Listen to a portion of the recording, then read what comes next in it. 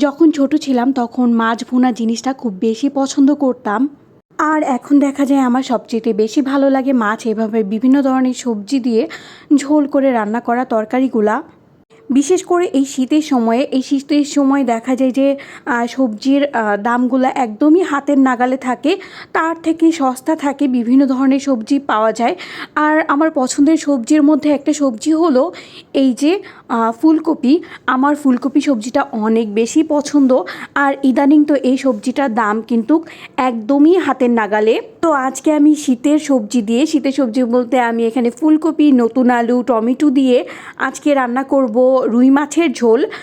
তো ভাবলাম যে তোমাদের সাথে শেয়ার করি, কারণ আমি দেখলাম যে আমার ডেইলি ব্লগের থেকে তোমরা আমার রেসিপি ব্লগগুলো খুব বেশি পছন্দ করো।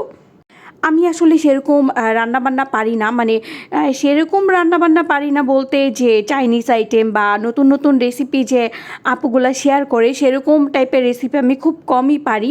আমি দেখা যায় যে ঘরোয়া রান্নার যে রেগুলার লাইফে যে খাবার দাবারগুলো থাকে সেই রান্নাগুলো আমি খুব ভালো করতে পারি। আর সেই রান্নাগুলা আমার ছেলে, আমার হাজব্যান্ড দুইজনই খুব বেশি পছন্দ করে।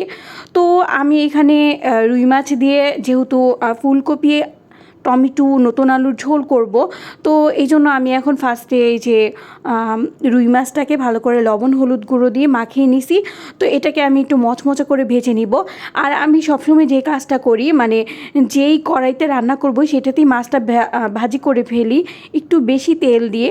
আর মাছের তেল দিয়ে যখন তরকারি রান্না করা হয় তখন কিন্তু আরও বেশি মজা হয়। তো এই সাথে আমি আর একটু তেল মিক্স করে এখন এই যে পেঁয়াজ কুচি দিয়ে দিব। আর পেঁয়াজ কুচিটা আমি হালকা ব্রাউন করে ভেজে নিব। আগে যখন আমি আর আমার হাজব্যান্ড বাসায় ছিলাম তখন দেখা যেত যে বেশিরভাগ সময়ে আমরা মাছ ভুনা, ডিম ভুনা, ডাল চচ্চড়ি এসব খাবার খেয়ে পার করতাম। কিন্তু যখন থেকে আমার ছেলে হলো, ও খাবার খাওয়া শুরু করলো, তখন থেকেই দেখা গেল যে আমার বাসায় সবজি আসা শুরু করলো বলতে পারেন। আর তখন থেকে ওর সাথে সাথে আমাদেরও সবজি খাওয়া শুরু হয়েছে। তো ও একসাথে মানে দুইটা কাজই হয়েছে। একই তো আমার ছেলেও এরকম সবজি তরকারি, ঝোল টোল এগুলো দিয়ে ভাত খেতে খুব বেশি পছন্দ করে। সেই সাথে আমাদের যে একটা বদ অভ্যাস ছিল, ভুনা টাইপের জিনিসপত্র পছন্দ ছিল, সেই অভ্যাস থেকেও আমরা অনেকটা সরে আসছি। এখন দেখা যায় আমার বাসায় মাসে একবার হয়তো ডিম ভুনা বা মাছ ভুনা এই টাইপের রান্না করা হয়।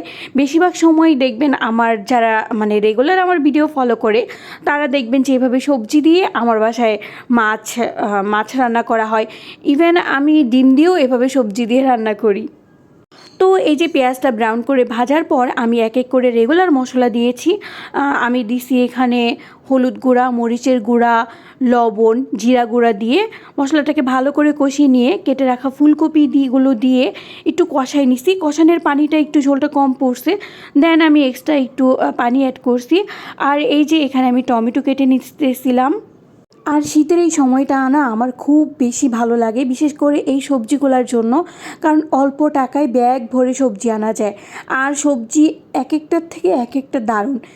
বিশেষ করে এই টমেটো, আদার্স সময় দেখা যায় টমেটোর দাম হাতের নাগালের বাইরে থাকে, তাই না? তো এই যে এখানে আমার যখন ফুলকপি আলুগুলো সিদ্ধ হয়ে গেছে সেই পর্যায়ে আমি টমেটোগুলো দিয়ে আরও 5 মিনিট তরকারিটাকে কুক করে ফেলবো।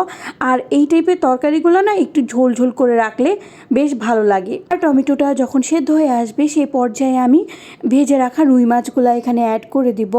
আর এই তরকারিটা দেখা যায় রুই মাছ, পরে তেলাপিয়া মাছ, কাতলা মাছ সবগুলার রেসিপি সেমই, খালি মানে মাছটা আলাদা হয়। তারপর এই যে নামানোর আগে দিয়ে আমি এখানে ধনেপাতা কুচি আর কাঁচামরিচ কুচি দিয়ে ঢেকে আরও 5 মিনিট মতো রান্না করে নামিয়ে ফেলবো।